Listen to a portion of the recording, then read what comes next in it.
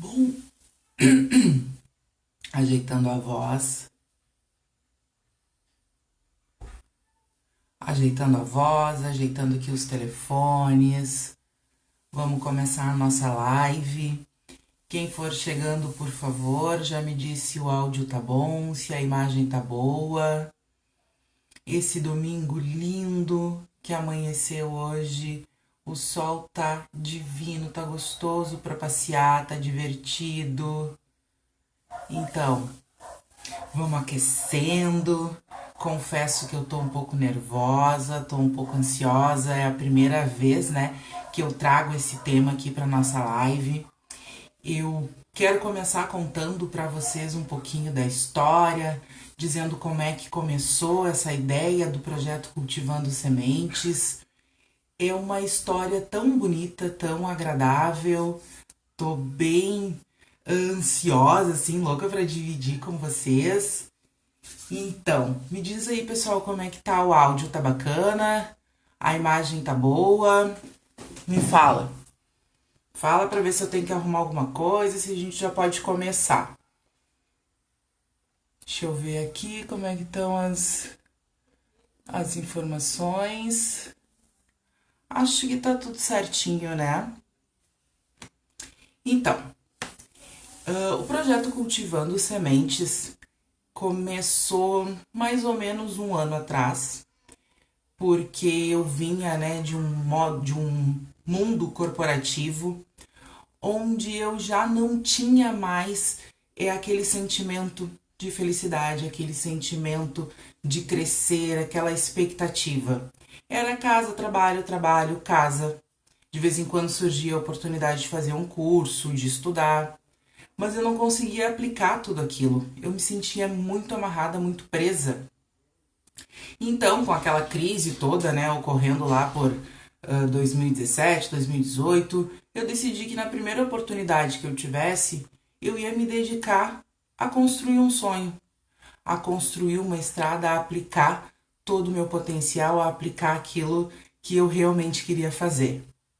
Mas como? Como fazer isso? Como partir para a ação? Eu nunca soube, mas eu estava decidida. E de uns meses para cá, eu venho me dedicando muito mais a cuidar dos meus pensamentos, das minhas vibrações, a pôr em prática o meu propósito. E finalmente eu descobri o que eu queria fazer.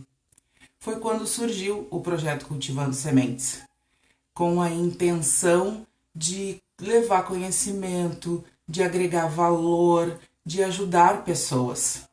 Eu fiz a minha formação em coaching de vida e alta performance e fiz a minha especialização em team coaching para trabalhar com adolescentes.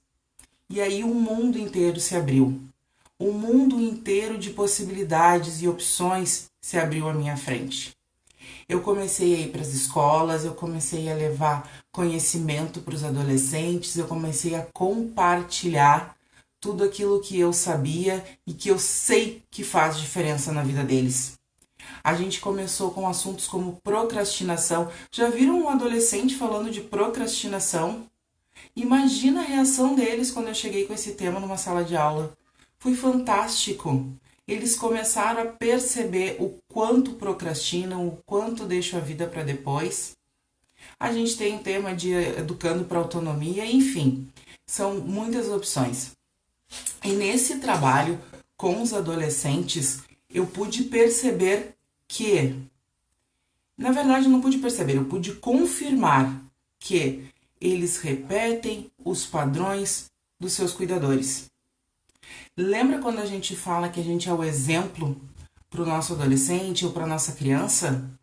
Gente, é a mais pura verdade. E é sempre assim que funciona. Eles seguem os padrões dos adultos que estão cuidando deles. Seja pai, seja mãe, seja avó, seja os dois, seja um só. O padrão, o formato, não é o que traz maior influência. Na verdade, não é o que importa. O que importa é o exemplo que a gente dá para o nosso adolescente ou para a nossa criança. E é isso que eles vão seguir. Se eu sigo procrastinando, eu ensino meu filho a procrastinar. Se eu sigo num padrão de baixa vibração, de pensamentos negativos, de desânimo, de baixa autoestima. Eu vou ensinar o meu filho, o meu adolescente a ter este mesmo padrão de comportamento. A crença que eu carrego é a crença que eu ensino a ele. E é sobre isso que eu quero falar com vocês hoje. E aí eu vi a necessidade de trazer o projeto Cultivando Semente para as mídias sociais, para que a gente possa falar mais abertamente sobre isso, para que a gente possa compartilhar mais informações. Eu não tenho a intenção de ser perfeita, de agradar a todos, de trazer grandes verdades, como tem aquela hashtag, né? Hashtag falo verdade, trago verdade. Enfim, a minha intenção aqui é compartilhar com vocês da minha história, é compartilhar tudo que eu já passei, tudo que eu já aprendi, tudo que eu superei. Porque eu tenho certeza que tem muita gente passando pela mesma dor, pelas mesmas dúvidas, pelas mesmas aflições e de repente não sabe como sair disso. E de repente não sabe como tocar para frente ou como mudar o padrão. Essa é a minha intenção. É compartilhar isso com vocês. Primeiro, só um minutinho que...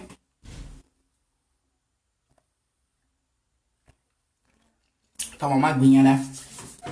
Eu trouxe para vocês durante toda a semana sintomas da baixa autoestima. Por exemplo, a gente falou muito do despertar, né? A gente falou que quando uma pessoa acorda com aquele sentimento de cansaço, já acorda no soneca e enrola mais 10 minutos, enrola mais 10 minutos. Ou quando a pessoa não sente aquele ânimo na segunda-feira, né? Começa a segunda já pensando que quer chegar na sexta, começa o dia já pensando na hora de dormir. Que motivação? Cadê o ânimo? Cadê o brilho nos olhos? Isso é sintoma de baixa autoestima. É quando a gente não encontrou ainda aquele porquê, aquela motivação, aquele intuito de fazer algo diferente ou de fazer algo pelo outro. Isso é sintoma da baixa autoestima. E isso a gente também está ensinando para as nossas gerações futuras. Quando a gente enrola para acordar, ou quando a gente passa o final de semana todo morcegando na frente da TV, ou só no Netflix, ou só no celular, não conversa, não passeia, não se diverte, não tem momento com a família. Isso também é sintoma da baixa autoestima. Porque a gente não tem mais aquele ânimo, a gente vive cansado, a gente não encontra prazer nas pequenas coisas. E isso faz a diferença. E isso agrega valor. Quando a gente traz esse novo ânimo, mostra, por exemplo, para os nossos adolescentes que não precisa ser o celular mais caro ou a TV a cabo mais moderna, que a gente pode se divertir com pequenas coisas, a gente aumenta a autoestima, aumenta a valorização para o nosso adolescente, a gente torna a vida mais prazerosa e traz conexão. A gente aproxima, né, as pessoas, a gente aproxima os nossos sentimentos, a gente se torna mais forte, mais unido. O terceiro sintoma que eu trouxe da baixa autoestima, vou fazer uma consulta aqui nas minhas anotações, é o sedentarismo. E aí a gente falou também um pouquinho sobre excesso de peso.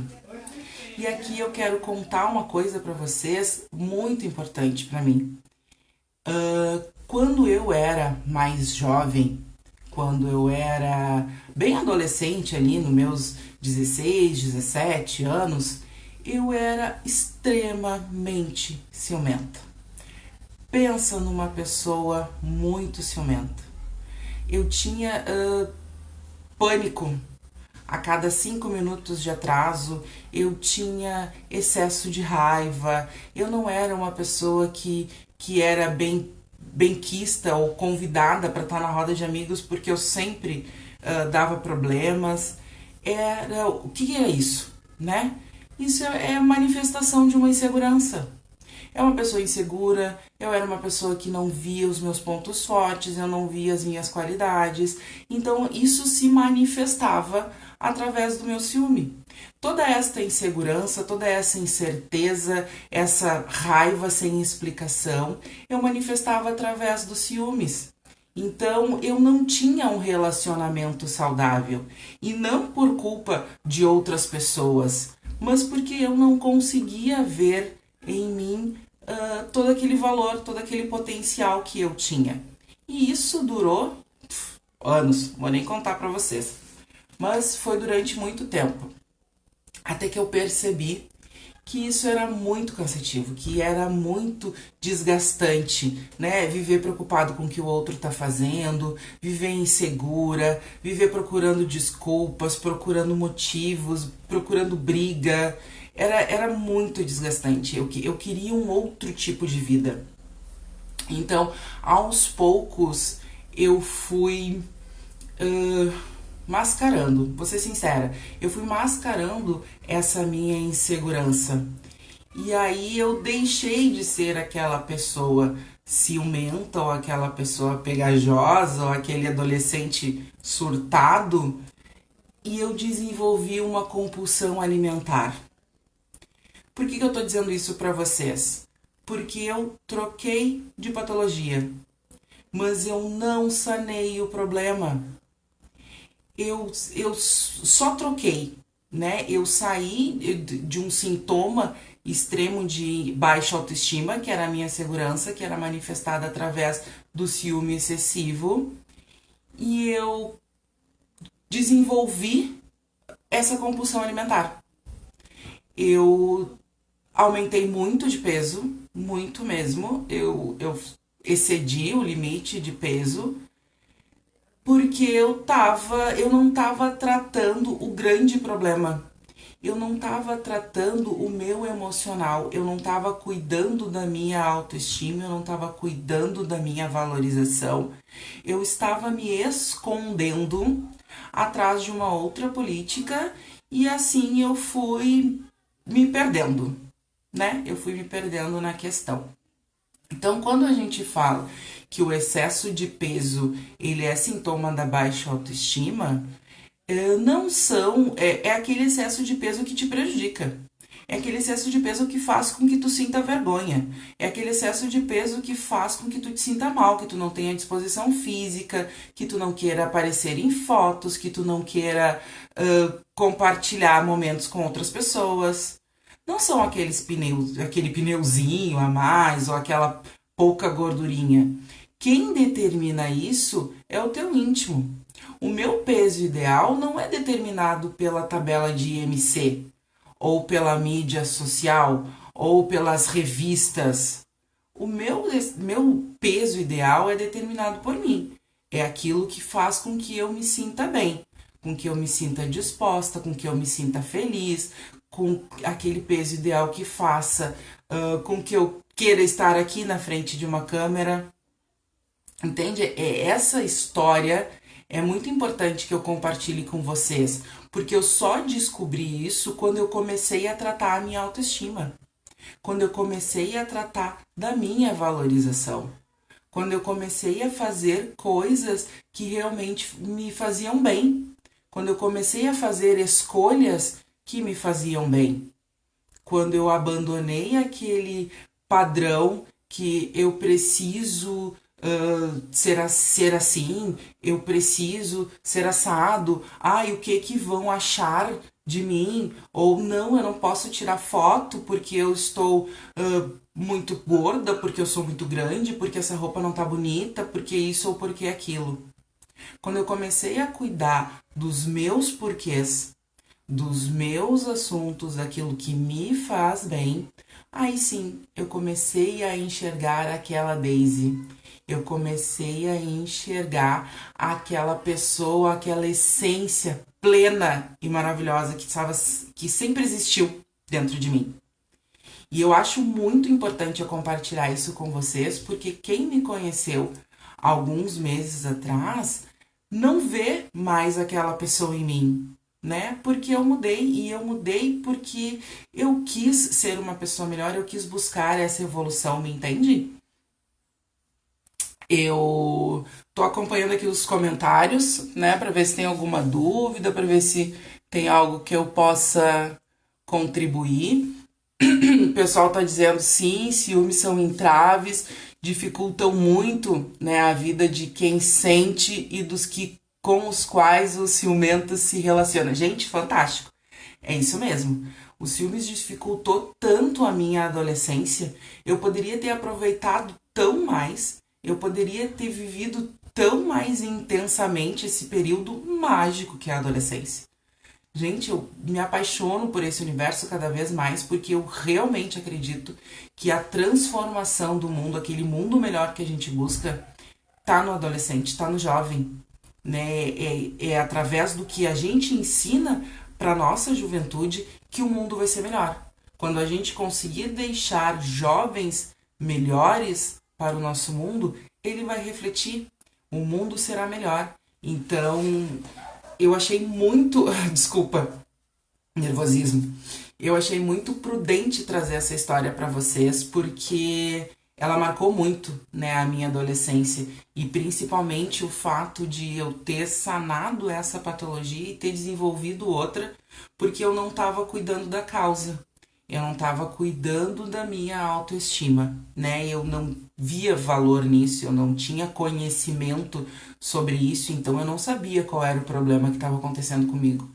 Eu não entendia muita coisa ao meu redor e aí eu acabei só trocando de patologia e foi quando eu desenvolvi a compulsão alimentar. E conseguindo me enxergar, conseguindo ver que eu podia ser diferente, que eu podia fazer diferente, conseguindo ver o resultado, conseguindo ver em mim, me olhar no espelho e ver uma pessoa feliz e sorrir para aquela pessoa que está no espelho me olhando, é fantástico. E aí eu descobri muitas outras coisas. Então, tô aqui, né, trazendo esse conhecimento e compartilhando essa minha história com vocês. E esse mundo de que se abriu para mim, que foi uma experiência fantástica, me trouxe uma ideia, uma dica que eu quero deixar aqui para vocês, já nesse momento. Quando a gente fala de autoestima, é fundamental a gente acordar bem. É fundamental que a gente desperte, né, com aquela vontade de ter um dia bonito, com aquela vontade de fazer a diferença, com aquela vontade de ser produtivo, com aquela garra que vem, sabe? Aquela gratidão por tu poder acordar e tu poder exercitar a tua função, a tua missão de uma forma bonita e de uma forma prazerosa. Então, a primeira dica que eu vou deixar aqui para que a gente possa melhorar a nossa autoestima é o vídeo de sonhos. Talvez vocês já conheçam, é uma técnica fantástica que eu uso diariamente, que faz com que eu perceba e renove a minha autoestima. É muito simples. O processo tem 3 passos. Primeiro, escolhe umas fotos, aquelas que te tragam emoção. Foto da família, foto de amigos, foto do pet, fotos do emprego, foto do carro novo, fotos que te tragam emoção, que reflitam esse sentimento. Eu tenho fotos minhas do antes e do depois do processo de emagrecimento, porque isso me renova, isso me traz uma visão do tanto que eu posso fazer e do tanto que eu posso mudar a minha vida. Não precisa ser muitas fotos, pode ser o que 6, 10, aquilo que tenha significado para ti. E escolhe uma música âncora. Para quem não sabe o que é a música âncora, é aquela música que te traz ânimo, aquela música que te dá garra, aquela música que te anima, aquela música que tu quer cantar, tu quer dançar, que traz aquela emoção. E faz um vídeo, terceiro passo. Tu junta essas fotos e faz um videozinho para que tu possa assistir todos os dias pela manhã. No teu despertar, na hora que tu acorda, tem que ser uma das primeiras atividades do teu dia, porque isso vai te trazer aquela adrenalina, vai te trazer aquela garra, vai fazer com que tu lembre o que é realmente importante para ti. Vai fazer com que tu lembre o que é realmente válido,